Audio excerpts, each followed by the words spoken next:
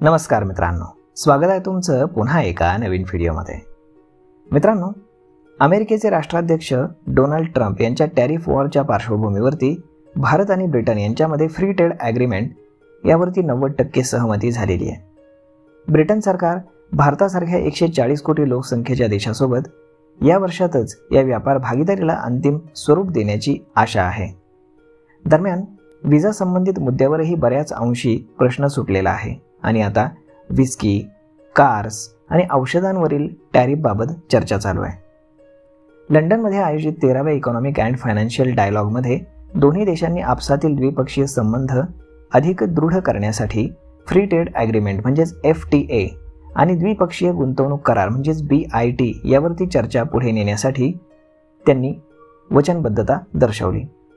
या कार्यक्रमाचे अध्यक्षस्थान केंद्रीय अर्थमंत्री निर्मला सीतारामन आणि ब्रिटनच्या चान्सलर ऑफ एक्सचेंजर यांनी भूषवलं।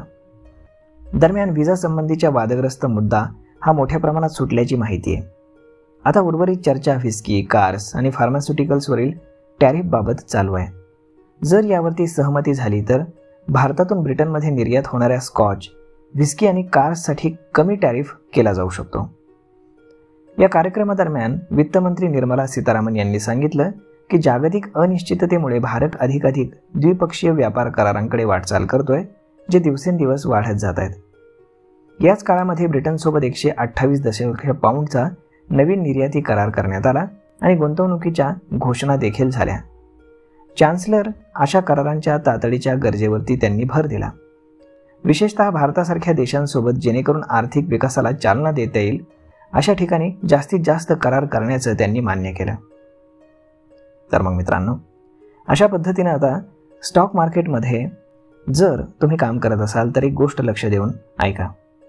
ज्या कंपन्या UKला बऱ्याच मोठ्या प्रमाणावरती मटेरियल सप्लाय करत असतील, एक्सपोर्ट करत असतील, तर अशा कंपन्यांच्या सेल्सवरती याचा फार चांगला इम्पॅक्ट आपल्याला भविष्यामध्ये पाहायला नक्कीच मिळू शकतो। तर मग अशा पद्धतीनं जर तुम्ही शेअर मार्केटमध्ये काम करत असाल तर ही गोष्ट तुमच्यासाठी गुड न्यूज आहे। तर मग मित्रांनो, हा व्हिडिओ, ही माहिती नक्कीच तुमच्यासाठी उपयोगी पडेल।